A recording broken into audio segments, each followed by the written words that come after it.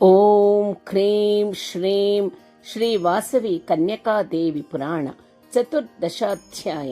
ಮಲ್ಹರನ ತ್ಯಾಗ, ಅವನ ವಂಶೀಯರು ಮೈಲಾರರಾಗುವುದು. ಸಾಲಂಕಾಯನ ಮಹರ್ಷಿ ಹೀಗೆ ಹೇಳತೊಡಗಿದರು.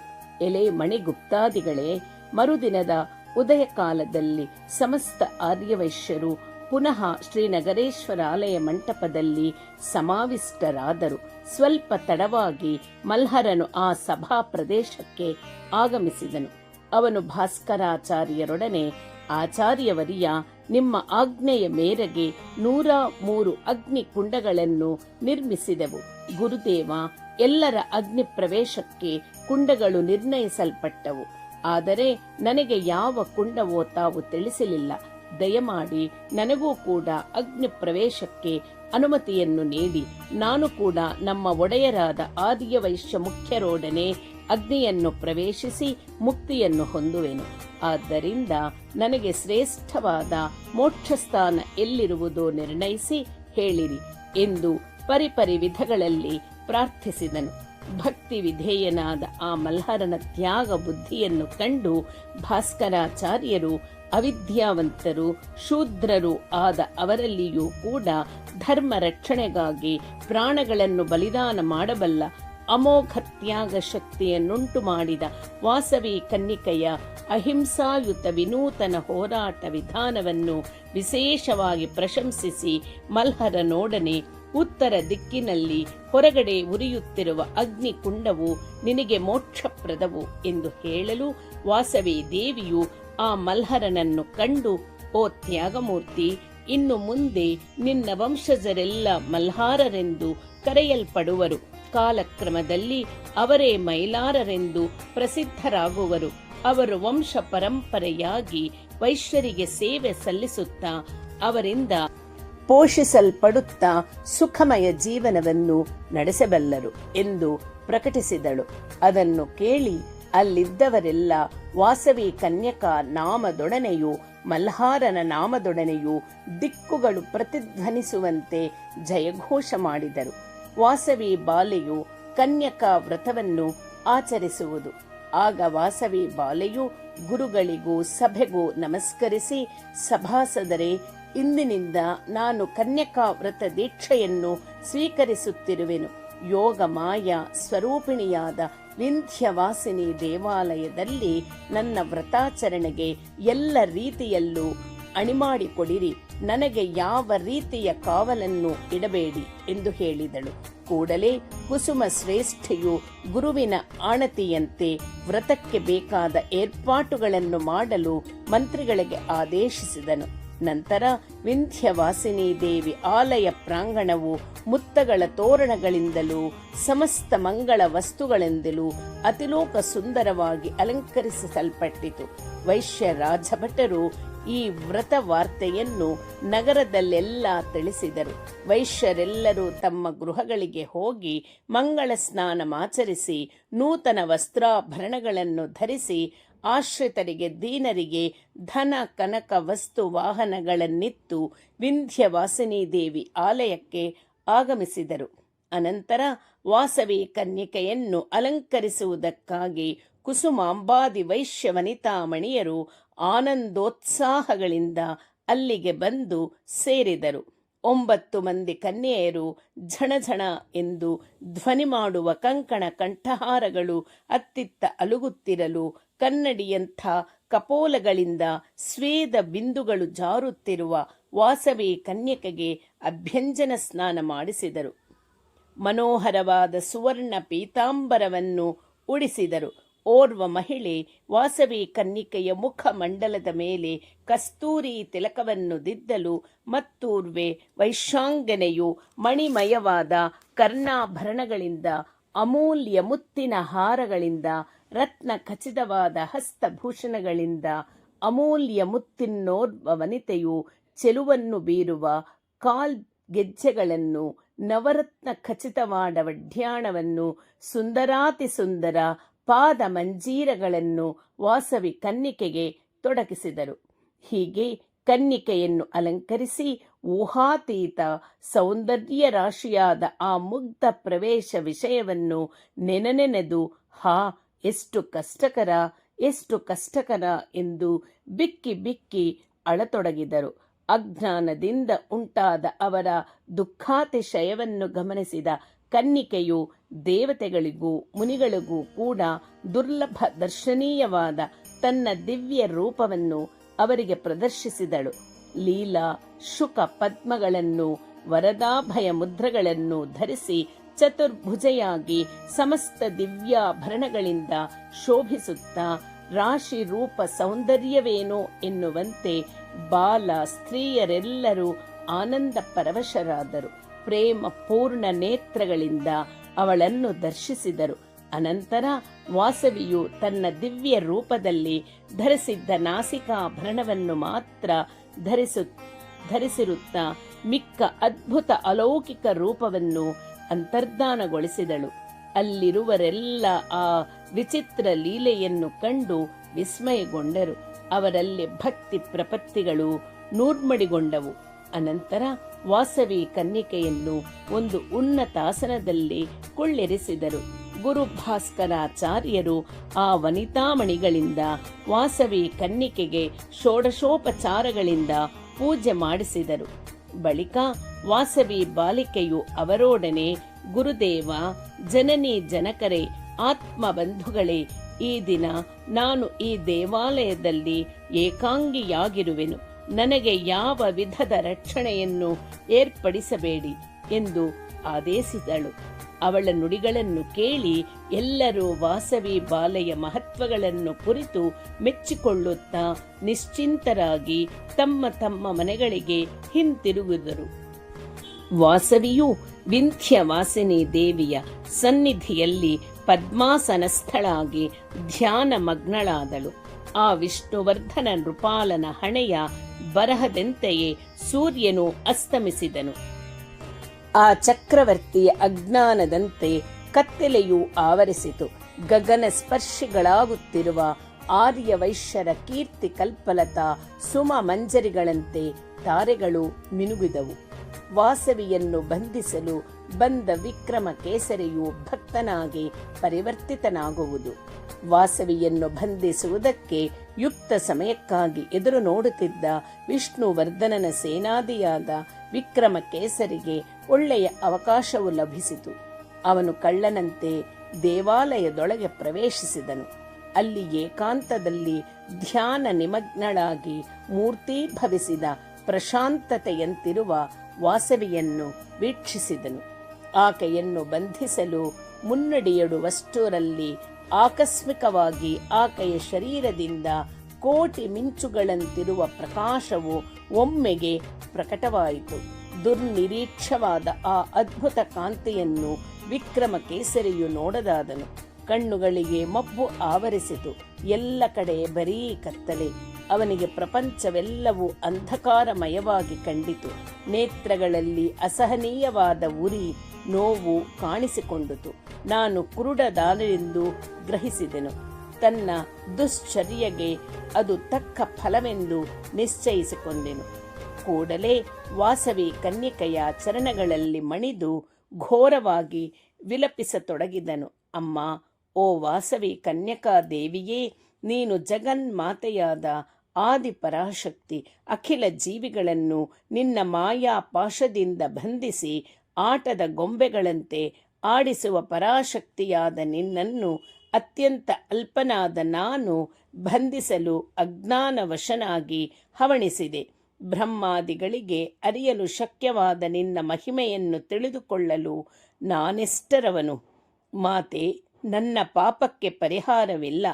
ಆದರೂ ಕರುಣಾ ಸಮುದ್ರಳಾಗಿರುವ ನೀನು ನನ್ನ ಮೇಲೆ ಕನಿಕರಿಸಿ ನನ್ನ ದೋಷಗಳನ್ನು ಮನ್ನಿಸು. ನನಗೆ ಜ್ಞಾನ ದೃಷ್ಟಿಯನ್ನು ಪ್ರಸಾದಿಸು. ಅಬ್ಬಾ, ಅಸಹನೀಯವಾದ ಈ ಬಾಧೆಯನ್ನು ಉಪಶಮನಗೊಳಿಸಿ ರಕ್ಷಿಸು. ಇಲ್ಲವೇ ನನ್ನನ್ನು ಕೂಡಲೇ ಶಿಕ್ಷಿಸಿ ದಾಟಿಸು. ಹೇ ಪರಾಶಕ್ತಿ, ನಿನಗೆ ನಮನಗಳು. ಹೇ ಸರ್ವಲೋಕ ಶರಣ್ಯೆ, ನನ್ನನ್ನು ಕಾಪಾಡು ಎಂದು ದೀನಾತಿ ದೀನನಾಗಿ ವಿಧವಾಗಿ ಪ್ರಾರ್ಥಿಸಿದನು. ಆಗ ಶರಣಾಗತ ರಕ್ಷಿಯಾದ ವಾಸವಿ ಕನ್ಯಕೆಯು ಅವನನ್ನು ನೋಡಿ, ಕುಮಾರ ವಿಕ್ರಮ ಕೇಸರಿ, ಪಶ್ಚಾತ್ತಾಪಕ್ಕೆ ಮೀರಿದ ಪ್ರಾಯಶ್ಚಿತ್ತವಿಲ್ಲ. ನಿನಗೆ ದೃಷ್ಟಿಯನ್ನು ಪ್ರಸಾದಿಸುತ್ತಿರುವೆ. ನಿರಂತರವೂ ದೇವಿ ಧ್ಯಾನಮಗ್ನನಾಗಿ ಕೀರ್ತಿವಂತನಾಗಬಲ್ಲೆ ಎಂದು ಆಶೀರ್ವದಿಸಿದಳು. ಕೂಡಲೇ ವಿಕ್ರಮಕೇಸರಿಗೆ ಅಂಧತ್ವವು ನಿವಾರಿಸಲ್ಪಟ್ಟಿತು. ಅವನು ಪ್ರಶಾಂತ ಪ್ರಸನ್ನ ಮೂರ್ತಿಯಾದ ವಾಸವಿಯನ್ನು ವೀಕ್ಷಿಸಿ ಪರಿಪರಿ ವಿಧಗಳಲ್ಲಿ ಸ್ತುತಿಸಿ ಆಕೆಗೆ ಪರಮ ಭಕ್ತನಾಗಿ ಪರಿವರ್ತನೆಗೊಂಡನು. ಬಳಿಕ ಆ ದೇವಿಯ ಅನುಮತಿ ಪಡೆದು ತನ್ನ ನೆಲೆಗೆ ಹೊರಟು ಹೋದನು. ಆತ್ಮಾರ್ಪಣೆಗೆ ಸಂಸಿದ್ಧರಾದ ಆರ್ಯವೈಶ್ಯರ ನಗರ ಪ್ರದಕ್ಷಿಣೆ. ಮರುದಿನ ಉದಯ ಸಮಯದಲ್ಲಿ ಆರ್ಯವೈಶ್ಯರೆಲ್ಲರೂ ಗುರು ಭಾಸ್ಕರಾಚಾರ್ಯರು ಹೇಳಿದಂತೆ ಅಭ್ಯಂಜನ ಸ್ನಾನ ಮಾಡಿ ಜ್ಞಾನ, ತ್ಯಾಗ, ವೈರಾಗ್ಯ ಚಿಹ್ನಗಳಾದ ಸಂಧ್ಯಾರುಣ ವರ್ಣದ ಕಾಷಾಯ ವಸ್ತ್ರಗಳನ್ನು ಧರಿಸಿದರು. ಆಶ್ರಿತರಿಗೆ, ವಿಪ್ರರಿಗೆ ಅನೇಕ ಬಗೆಯ ದಾನಗಳನ್ನಿತ್ತು ವಿಂಧ್ಯವಾಸಿನಿ ದೇವಾಲಯಕ್ಕೆ ಬಂದು ಪರಾಂಬಿಕೆಯನ್ನು ಅಚಲ ಭಕ್ತಿಯಿಂದ ಅರ್ಚಿಸಿ ವಾಸವಿ ಕನ್ಯಕಾಮಣಿಯೊಡಗೂಡಿ ನಗರ ಪ್ರದಕ್ಷಿಣೆಗಾಗಿ ಹೊರಟರು. ವೈಶ್ಯ ರಾಜಬಂಧುಗಳು, ಅಧಿಕಾರಿಗಳು ರಥ, ಗಜ, ತುರಗಗಳನ್ನು ಅಧಿರೋಹಿಸಿದರು. ರಾಜಕುಮಾರಿಯಾದ ವಾಸವಿಯನ್ನು ರತ್ನಮಯ ಪಲ್ಲಕ್ಕಿಯಲ್ಲಿ ಎತ್ತಿಕೊಂಡು ನಗರೇಶ್ವರ ಆಲಯವನ್ನು ಸೇರಿಕೊಂಡರು. ಅಲ್ಲಿ ಗೌರಿ ನಗರೇಶ್ವರರಿಗೆ ಮಹಾನ್ಯಾಸಪೂರ್ವಕವಾಗಿ ರುದ್ರಾಭಿಷೇಕಾದಿಗಳಿಂದ ಸಮಸ್ತೋಪಚಾರ ಪೂಜೆ ಮಾಡಿಸಿ ಕೋನ ಕಮಲ ಜನಾರ್ದನ ದೇವಾಲಯಗಳಿಗೆ ಆಗಮಿಸಿದರು. ಅಲ್ಲಿ ಲಕ್ಷ್ಮೀನಾರಾಯಣರನ್ನು ಅಪೂರ್ವ ಭಕ್ತಿ ಶ್ರದ್ಧೆಗಳಿಂದ ಅರ್ಚಿಸಿ ಮಂಗಳನಾದಗಳೊಡನೆ ಭೇರಿ ಮೃದಂಗಧ್ವನಿ ಸಹಿತ ವಂದ ಮಾಗಧ ವೈತಾಳಿಕರ ಸ್ತೋತ್ರ ಪಾಠಗಳೊಡನೆ ವೀಣಾ, ವೇಣು, ಮೃದಂಗ ವಾದ್ಯ ಗಾನದೊಡನೆ ವೇದಾಂಗವೇತ್ತರಾದ ವಿಪ್ರವರರ ಮಂತ್ರ ಘೋಷದೊಡನೆ ನಗರ ಪ್ರದಕ್ಷಿಣೆ ಮಾಡಿ ಗೌತಮೀ ತೀರದಲ್ಲಿರುವ ಭಾಸ್ಕರಾಚಾರ್ಯರ ಆಶ್ರಮವನ್ನು ಸೇರಿದರು.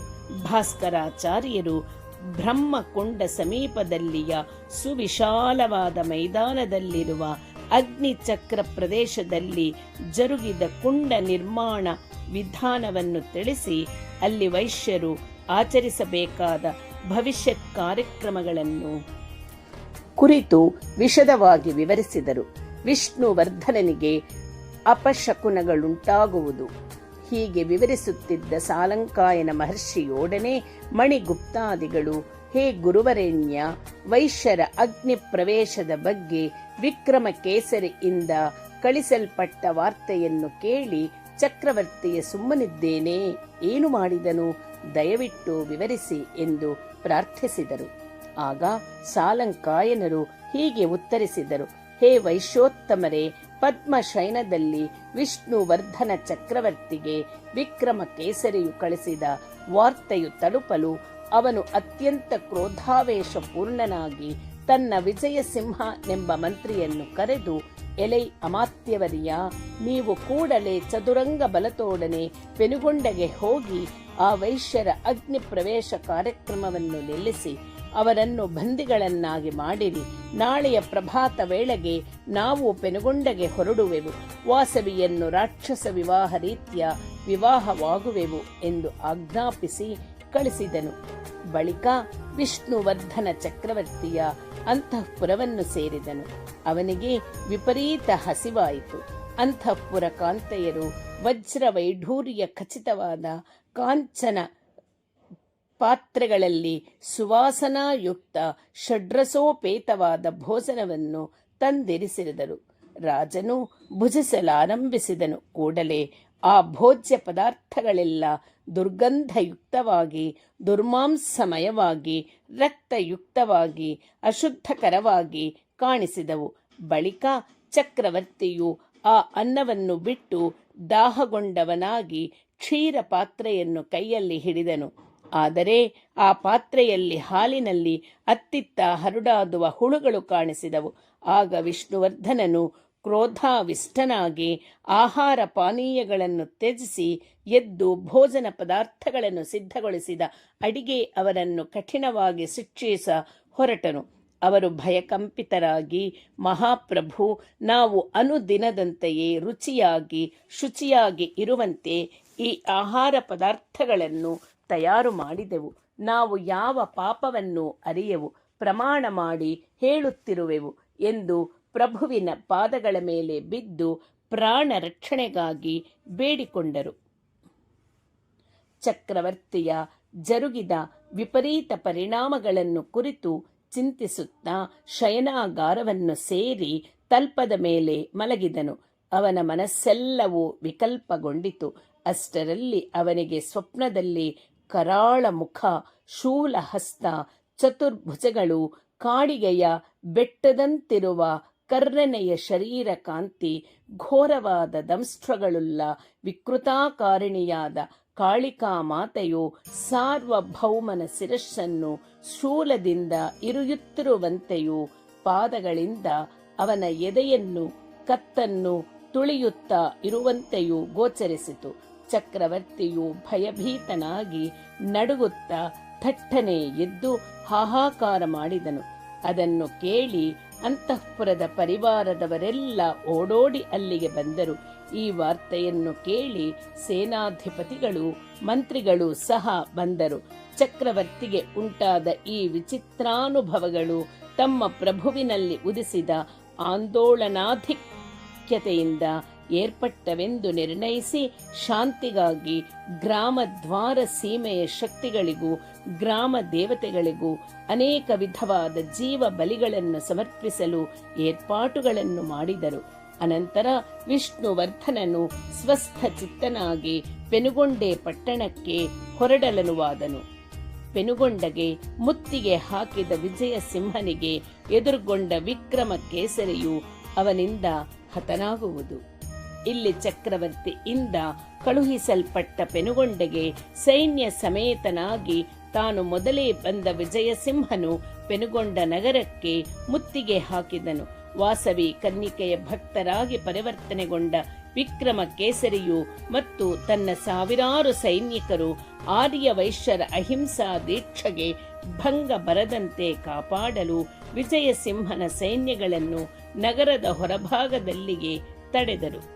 ಅನಂತರ ವಿಕ್ರಮ ಕೇಸರಿಯು ಹೊಸದಾಗಿ ಬಂದ ಚಕ್ರವರ್ತಿಯ ಸೈನ್ಯಗಳಿಗೆ ಪೆನುಗೊಂಡೆಯಲ್ಲಿ ಜರುಗಿದ ವೃತ್ತಾಂತವನ್ನು, ವಾಸವಿ ಕನ್ಯಕೆಯ ಮಹತ್ವವನ್ನು, ವೈಶ್ಯರ ಅಹಿಂಸಾವ್ರತ ದೀಕ್ಷೆಯನ್ನು ಕುರಿತು ಸವಿವರಾಗಿ ಭಿನ್ನವಿಸಿಕೊಂಡು ದುಷ್ಟನಾದ ಚಕ್ರವರ್ತಿಗಾಗಿ ಪಾಪ ಮಾಡಲ ಎಸೆಳಲು ಹೋಗಬಾರದೆಂದು ಪ್ರಾರ್ಥಿಸಿದನು. ವಿಕ್ರಮ ಕೇಸರಿಯು ಹೇಳಿದ ವಿಷಯಗಳನ್ನು ಕೇಳಿ ವಿಜಯಸಿಂಹನ ಸೈನಿಕರೆಲ್ಲರೂ ತಮ್ಮ ಚಕ್ರವರ್ತಿಯನ್ನು ದೂಷಿಸುತ್ತಾ ವಾಸವಿ ಕನ್ನಿಕೆಯ ಭಕ್ತರಾಗಿ ಪರಿವರ್ತನೆಗೊಂಡರು. ಆದರೆ ವಿಜಯಸಿಂಹನು ಮಾತ್ರ ಕತ್ತಿಯನ್ನೆಳೆದು ನಿರಾಯುಧನಾಗಿದ್ದ ವಿಕ್ರಮ ಕೇಸರಿಯ ಮೇಲೆ ಅಕಸ್ಮಾತ್ತಾಗಿ ಎಗಿರಿ ಅವನನ್ನು ಮತ್ತೆ ಕೆಲವು ಮಂದಿ ಸೈನಿಕರನ್ನು ವಧಿಸಿಬಿಟ್ಟನು. ಅನ್ಯಾಯವಾದ ಈ ಕ್ರೂರ ಕೃತ್ಯವನ್ನು ನೋಡಿದ ಸೈನಿಕರ ಹೃದಯಗಳು ಕ್ರೋಧಾಕ್ರೋಶಗಳಿಂದ ಭಗ್ಗನೆ ಉರಿದು ಹೋದವು. ಅವರೆಲ್ಲರೂ ಉನ್ಮತ್ತರಂತೆ ವಿಜೃಂಭಿಸಿ ವಿಜಯಸಿಂಹನನ್ನು ಸುತ್ತಲೂ ಮುತ್ತಿ ಆ ದುಷ್ಟನನ್ನು ತುಂಡು ತುಂಡಾಗಿ ಕತ್ತರಿಸಿದರು. ಬಳಿಕ ಅವರೆಲ್ಲರೂ ವೈಶ್ಯರ ತ್ಯಾಗ ದೀಕ್ಷೆಯನ್ನು, ವಾಸವಿ ಕನ್ಯಕಾ ಮಹತ್ವವನ್ನು ಸಾವಿರ ಬಾಯಿಗಳಿಂದ ಕೀರ್ತಿಸುತ್ತಾ ವೈಶ್ಯರು ಸಮಾವಿಷ್ಟರಾಗಿದ್ದ ಭಾಸ್ಕರಾಚಾರ್ಯರ ಆಶ್ರಮ ಪ್ರಾಂಗಣವನ್ನು ಸೇರಿದರು. ವಿಕ್ರಮ ಕೇಸರಿ ವಂಶೀಯರು ವೀರ ಮುಷ್ಟಿಗಳಾಗಿ ಪ್ರಸಿದ್ಧರಾಗುವಿಕೆ. ನಡೆದ ವೃತ್ತಾಂತವೆಲ್ಲವನ್ನೂ ಕೇಳಿದ ವಾಸವಿ ಕನ್ನಿಕೆಯು ವೈಶ್ಯರನ್ನು ನೋಡಿ, ಓ ಮಹಾವೈಶ್ಯರೇ, ನಮಗಾಗಿ ಪ್ರಾಣಾರ್ಪಣೆ ಮಾಡಿದ ವಿಕ್ರಮ ಕೇಸರಿಗೂ ಅವನ ವೀರ ಭಟರಿಗೂ ವೈಶ್ಯಕುಲವೆಷ್ಟೋ ಋಣಿಯಾಗಿದೆ. ಇನ್ನು ಮುಂದೆ ಆ ವೀರ ಭಟರ ವಂಶಜರು ವೀರ ಮುಷ್ಟಿಗಳೆಂಬ ಹೆಸರಿನಲ್ಲಿ ಪ್ರಸಿದ್ಧರಾಗುವರು. ವಂಶ ಪಾರಂಪರ್ಯವಾಗಿ ಅವರ ಕುಟುಂಬಗಳನ್ನು ವೈಶ್ಯರು ಪೋಷಿಸುತ್ತಿರಬೇಕು. ವೀರ ಮುಷ್ಟಿಗಳು ವೈಶ್ಯರ ಶುಭ ಕಾರ್ಯಗಳಲ್ಲಿ ತಮ್ಮ ತ್ಯಾಗ ವೀರ ಲಾಂಛನಗಳಿಂದ ಕೂಡಿದ ಪ್ರಭೆಗಳನ್ನು ಕಟ್ಟಿಕೊಂಡು ಬಂದು ವೈಶ್ಯರಿಗೆ ಸೇವೆ ಸಲ್ಲಿಸುತ್ತಿರಬೇಕು. ಇನ್ನು ಮುಂದೆ ವೈಶ್ಯರಿಗೆ ಕುಲಾಚಾರವಾಗಿ ವರ್ಧಿಸುವುದು ಎಂದು ಪ್ರಕಟಿಸಿದಳು. ಆಗ ಅಲ್ಲಿದ್ದ ಪ್ರಜಾ ಸಮೂಹವೆಲ್ಲ ಆಶ್ಚರ್ಯಚಕಿತವಾಗಿ ಶ್ರೀ ವಾಸವಿ ಕನ್ಯಕಾದೇವಿ ಪ್ರಬೋಧಿಸಿದ ಅಹಿಂಸಾಯುತ ನೂತನ ರಣವಿಧಾನ ಪ್ರಭಾವದಿಂದ ಸಾವಿರಾರು ಸೈನಿಕರಲ್ಲಿ ದುಷ್ಟತ್ವವು ಅಳಿಯಿತು, ಹಿಂಸಾ ಪ್ರವೃತ್ತಿ ನಾಶವಾಯಿತು, ತ್ಯಾಗ ಶಕ್ತಿಯು ವೃದ್ಧಿಗೊಂಡಿತು. ಇನ್ನು ಮುಂದೆ ಲೋಕ ಕಲ್ಯಾಣಕ್ಕಾಗಿ ಶ್ರೀ ವಾಸವಿ ಕನ್ನಿಕೆಯು ತೋರಿಸಿದ ಈ ವಿನೂತನ ಮಾರ್ಗವೇ ಪ್ರಪಂಚಕ್ಕೆ ಅನುಸರಣೀಯವು, ಆಚರಣೀಯವು, ಆದರ್ಶಪ್ರಾಯವು, ಸರ್ವೋತ್ತಮವು ಎಂದು ಎಲ್ಲರೂ ಮುಕ್ತ ಕಂಠದಿಂದ ಕೀರ್ತಿಸುತ್ತಾ, ಅಮರರಾದ ವೀರ ಮುಷ್ಟಿಗಳ ಹೆಸರಿನಲ್ಲಿಯೂ ಆದಿ ಪರಾಂಬಿಕಾವತಾರಣಿಯಾದ ವಾಸವಿ ಕನ್ನಿಕೆ ಹೆಸರಿನಲ್ಲಿಯೂ ದಶ ದಿಶೆಗಳು ಮೊಳಗುವಂತೆ ವಿಜಯ ಘೋಷ ಮಾಡಿದರು. ಗೋತ್ರಗಳ ಆರ್ಯ ವೈಶ್ಯ ಅಗ್ನಿ ಪ್ರವೇಶಕ್ಕೆ ಸಂಸಿದ್ಧತೆ, ಅಗ್ನಿದೇವನ ಉದಾಸೀನತೆ. ಅನಂತರ ಆರ್ಯ ವೈಶ್ಯರು ಅನ್ಯ ಪ್ರಜೆಗಳು ಬ್ರಹ್ಮಕುಂಡಕ್ಕೆ ಅನತೆ ದೂರದಲ್ಲಿರುವ ಆತ್ಮಾಹುತಿ ಯಜ್ಞಶಾಲೆಗೆ ಹೊರಟರು. ಸಕಲ ಪ್ರಾಣಿ ಭಯಂಕರನಾದ ಅಗ್ನಿಹೋತ್ರನು ಸಮಸ್ತ ಅಗ್ನಿಕುಂಡಗಳಲ್ಲಿ ಭಯಂಕರ ಜ್ವಾಲಾಮಾಲೆಗಳಿಂದ ಮೇಲೇರಿ ಆಕಾಶವನ್ನು ಮುಟ್ಟುವ ಜ್ವಾಲೆಗಳಿಂದ ಪ್ರಕಾಶಿಸುತ್ತಿದ್ದನು. ಶ್ರೀವಾಸವಿ ಕನ್ನಿಕೆಯು ಆದರ್ಶಮಯ ಜೀವನವನ್ನು ನಡೆಸುವುದಕ್ಕೆ ಅನುವಾದ ಧರ್ಮ ಸಾರವನ್ನು ಉಪದೇಶಿಸಿ ಆತ್ಮೀಯರೆಲ್ಲರೆಂದು ಬೀಳ್ಕೊಂಡಳು. ಆಕೆಯ ಆದೇಶವನ್ನು ಅನುಸರಿಸಿ 102 ಪುಣ್ಯ ದಂಪತಿಗಳು ಕುಂಡಳಗಳನ್ನು ನಿರ್ಮಿಸಿದ ಮಲ್ಹರನು ತಮಗಾಗಿ ನಿರ್ದೇಶಿಸಲ್ಪಟ್ಟಿದ್ದ ಅಗ್ನಿಕುಂಡಗಳನ್ನು ಸಮೀಪಿಸಿದರು. ಅವರು ತಮ್ಮ ತಮ್ಮ ಕುಂಡಗಳಿಗೆ 3 ಬಾರಿ ಪ್ರದಕ್ಷಿಣೆ ಹಾಕಿ ಅಗ್ನಿಯನ್ನು ಪ್ರವೇಶಿಸುವುದಕ್ಕೆ ಸಂಸಿದ್ಧರಾಗಿ ನಿಂತರು. ಜಾಜ್ವಲ್ಯಮಾನವಾಗಿ ಪ್ರಕಾಶಿಸುತ್ತಿದ್ದ ಆ ಅಗ್ನಿಕುಂಡಗಳ ಮಧ್ಯೆ ಸಮಸ್ತ ಗ್ರಹೋಪಗ್ರಹಗೋಳಗಳ ಮಧ್ಯೆ ಬೆಳಗುತ್ತಿರುವ ಪರಾಶಕ್ತಿಯಂತೆ ಶೋಭಿಸುತ್ತಾ ವಾಸವಿ ಕನ್ನಿಕೆಯು ತನಗಾಗಿ ಸಿದ್ಧಗೊಳಿಸಿದ ಪ್ರಧಾನಾಗ್ನಿ ಕುಂಡದ ಬಳಿ ಧ್ಯಾನ ನಿಮಗ್ನಳಾಗಿ ನಿಂತಳು. ಆಗ ಅಗ್ನಿಹೋತ್ರನು ತನ್ನ ದಹನ ಸಾಮರ್ಥ್ಯವನ್ನು ಆ ಕ್ಷಣದಲ್ಲಿ ತೊರೆದು ತಣ್ಣಗಾಗಿ ಬಿಟ್ಟನು. ಆ ಬೆರಗಿನ ದೃಶ್ಯ ಕಂಡು ಜನರೆಲ್ಲರೂ ಹಿಗ್ಗಿದರು. ಆಗ ವಾಸವಿ ಕನ್ನಿಕೆಯು ತಣ್ಣಗಾಗಿ ಹೋದ ಕುಂಡಗಳನ್ನು ನೋಡಿ ಅನಲ ದೇವನನ್ನು ಉದ್ದೇಶಿಸಿ, ಹೇ ಸ್ವಾಹಾವಲ್ಲಭ, ನೀನು ಕೂಡಲೇ ಪ್ರತ್ಯಕ್ಷನಾಗಿ ನನಗೆ ಸಾನ್ನಿಧ್ಯವನ್ನು ಕೊಡುವಂತಾಗಲಿ ಎಂದು ಆದೇಶಿಸಿದಳು. ಆಗ ಅಗ್ನಿಹೋತ್ರನು ಮತ್ಯಾರಿಗೂ ಕಾಣದವನಾಗಿ ವಾಸವಿ ದೇವಿಗೆ ಮಾತ್ರವೇ ಕಾಣಿಸುತ್ತಾ, ಹೇ ಜಗನ್ಮಾತೆ, ಪರಾಶಕ್ತಿಯಾದ ನಿನ್ನನ್ನು ಧರ್ಮಪರಾಯಣರು ತ್ಯಾಗ ಮೂರ್ತಿಗಳೂ ಆದ ಆ ವೈಶ್ಯ ಶ್ರೇಷ್ಠರನ್ನು ನಾನು ದಹಿಸಲಾರೆನು. ಇಂಥವರನ್ನು ದಹಿಸಿದ ಪಾಪವು ನನ್ನನ್ನು ಕಟ್ಟಿಹಾಕಿ ಮುಗಿಸಿಬಿಡುವುದು. ಆದ್ದರಿಂದಲೇ ಮಹಾತ್ಮರ ತಂಟೆಗೆ ಹೋಗಲು ಭಯಪಡುತ್ತಿರುವೆ ಎಂದು ಎಲ್ಲರಿಗೂ ಕೇಳಿಸುವಂತೆ ನುಡಿದನು. ಆ ವಚನಗಳನ್ನು ಕೇಳಿದ ಸಮಸ್ತ ಜನರು ಆಶ್ಚರ್ಯಮಗ್ನ ಮಾನಸರಾದರು. ಅನಂತರ ವಾಸವಿ ಕನ್ನಿಕೆಯು ಅಗ್ನಿಹೋತ್ರನೊಡನೆ, ಹೇ ಅಗ್ನಿದೇವ, ನೀನು ಸರ್ವಲೋಕ ವ್ಯಾಪಕನು, ಸರ್ವಭೂತಾಂತರಾತ್ಮನು, ಭೂತ ಭವಿಷ್ಯ ವರ್ತಮಾನಗಳನ್ನು ಬಲ್ಲವನು. ಹೀಗೆ ಪೂರ್ವದಲ್ಲಿ ಕೈಲಾಸವಾಸಿಗಳಾಗಿದ್ದ ಸಿದ್ಧ ವೈಶ್ಯರು ಲೋಕ ಕಲ್ಯಾಣಾರ್ಥವಾಗಿ ಧರೆಯಲ್ಲಿ ಅವತರಿಸಿದರು. ಹಿಂದೆ ತ್ರಿಮೂರ್ತಿಗಳು ನಾನು ಇವರಿಗಿತ್ತ ವರಗಳನ್ನು ಅನುಸರಿಸಿ ಇವರಿಗೀಗ ಅಗ್ನಿ ಮುಖೇನ ಕೈವಲ್ಯವನ್ನು ಪ್ರಸಾದಿಸುತ್ತಿರುವೆ.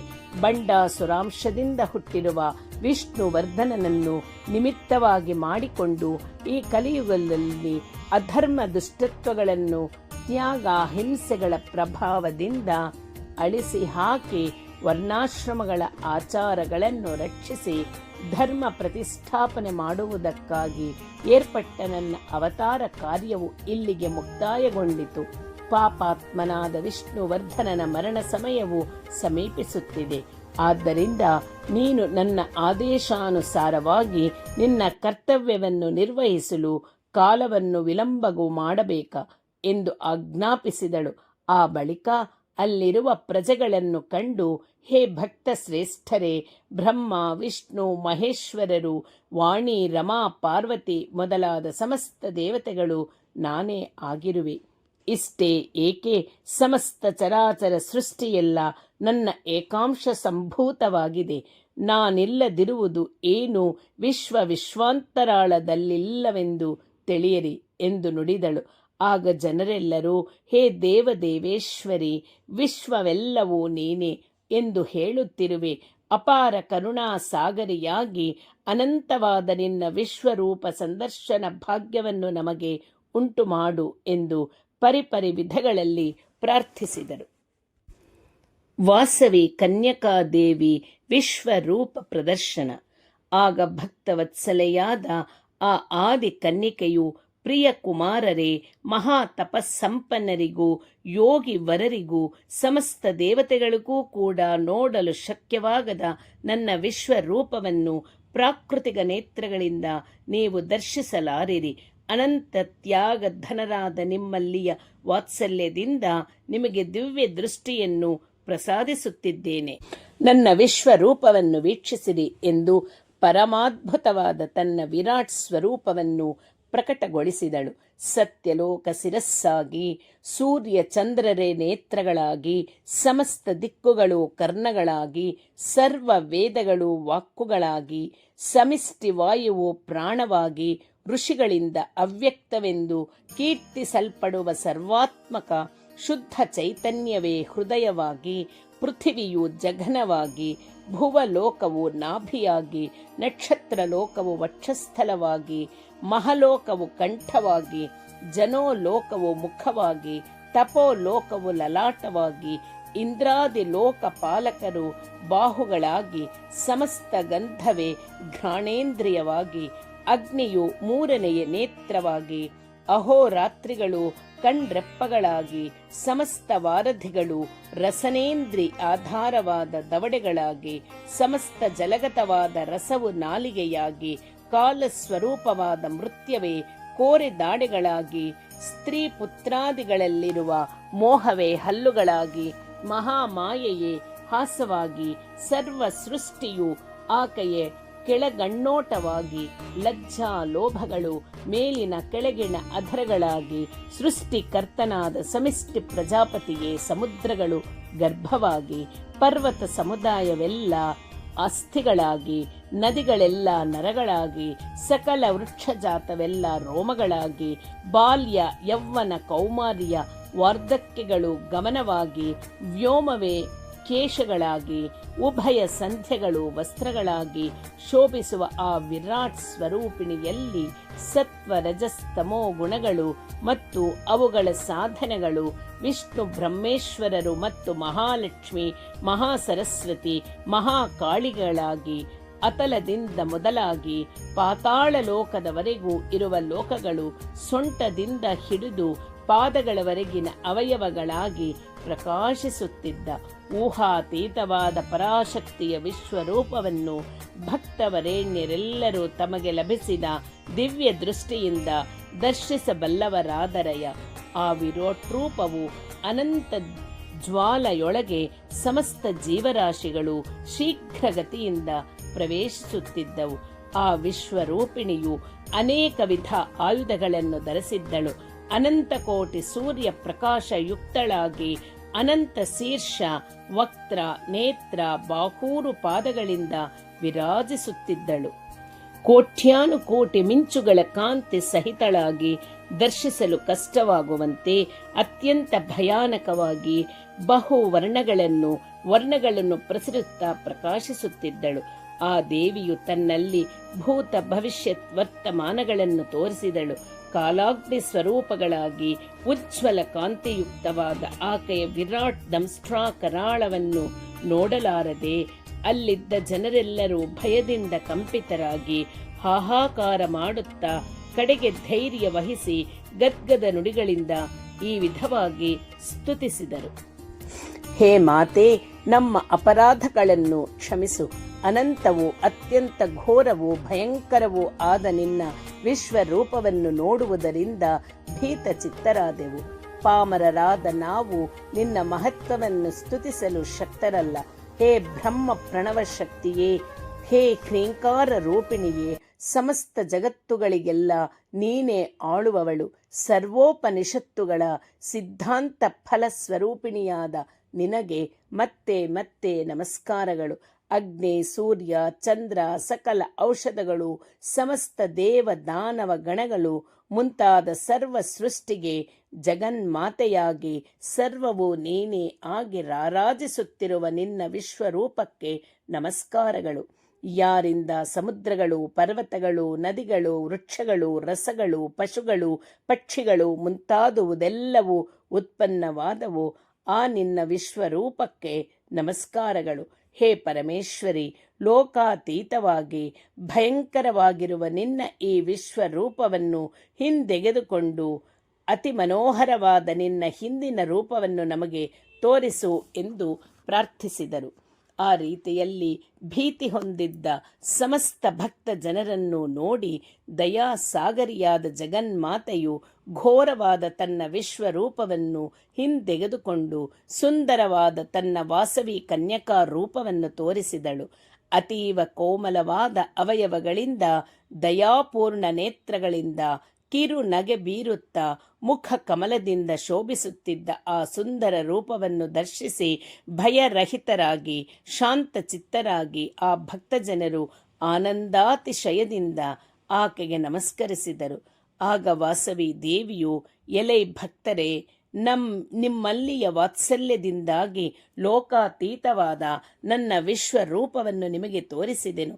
4 ವೇದಗಳನ್ನು ಸಾಂಗೋಪಾಂಗವಾಗಿ ಅಧ್ಯಯನ ಮಾಡುವುದರಿಂದಲೂ, ಅಷ್ಟಾಂಗ ಯೋಗವನ್ನು ಸಾಧಿಸುವುದರಿಂದಲೂ, ಮಹತ್ತರ ದಾನ ವ್ರತದಿಂದಲೂ, ಘೋರವಾದ ತಪಸ್ಸಿನಿಂದಲೂ, ಅನೇಕ ವ್ರತಗಳನ್ನು ನಡೆಸುವುದರಿಂದಲೂ ನನ್ನ ಕರುಣೆ ಇಲ್ಲದಿದ್ದರೆ ನನ್ನೀ ವಿಶ್ವರೂಪವನ್ನು ದರ್ಶಿಸಿದಲು ಸಖ್ಯವಲ್ಲ. ಅಂಥ ನನ್ನ ಅದ್ಭುತ ರೂಪವನ್ನು ನೋಡಿ ನೀವೆಲ್ಲರೂ ಧನ್ಯರಾದಿರಿ. ನಿನ್ನ ದಿವ್ಯ ದರ್ಶನದಿಂದ ನಿಮ್ಮ ಪಾಪಗಳೆಲ್ಲ ನಶಿಸಿ ಹೋದವು. ಹೇ ಭಕ್ತವರೇಣ್ಯರೇ, ನಾನೀಗ ಅಗ್ನಿ ಪ್ರವೇಶ ಮಾಡುವೆನು. ನನ್ನ ಜೊತೆಯಲ್ಲಿ 102 ಗೋತ್ರಗಳ ಪುಣ್ಯ ದಂಪತರು ಕೂಡ ಅಗ್ನಿಯಲ್ಲಿ ಪ್ರವೇಶಿಸುವರು. ಆ ಬಳಿಕ ನಾನು ಅರ್ಚಾವತಾರ ಮೂರ್ತಿಯಾಗಿ ಸಾಕ್ಷಾತ್ಕರಿಸುವೆನು. ಭುವನೇಶ್ವರಿಯಾದ ನನ್ನನ್ನು ಇನ್ನು ಮುಂದೆ ಶ್ರೀ ವಾಸವಿ ಕನ್ಯಕಾ ಪರಮೇಶ್ವರಿ ನಾಮದಿಂದ ಆರಾಧಿಸುತ್ತಾ ಕೃತಾರ್ಥರಾಗಿರಿ. ಅನುದಿನವೂ ಶ್ರೀವಿದ್ಯನ ಅನುಸಾರವಾಗಿ ವೇದೋಕ್ತ ವಿಧಾನದಲ್ಲಿ ಪಂಚಾಯತನ ದೇವತೆಗಳ ಮಧ್ಯೆ ಮೂಲ ಸ್ಥಾನವನ್ನೇರ್ಪಡಿಸಿ ಅಲ್ಲಿ ವಾಸವಿ ಕನ್ಯಕಾ ಯಂತ್ರ ಸಹಿತವಾಗಿ ನನ್ನ ಮೂರ್ತಿಯನ್ನು ಪ್ರತಿಷ್ಠಾಪಿಸಿ ಷೋಡಶೋಪಚಾರಿಗಳಾದ ಸರ್ವ ಸಪರ್ಯಗಳಿಂದ ಸರ್ವ ಕಾಲಗಳಲ್ಲಿ ನನ್ನನ್ನು ಅರ್ಚಿಸಿ ನನ್ನ ಮಂತ್ರವನ್ನು ಜಪಿಸುತ್ತಾ ಸಮಸ್ತ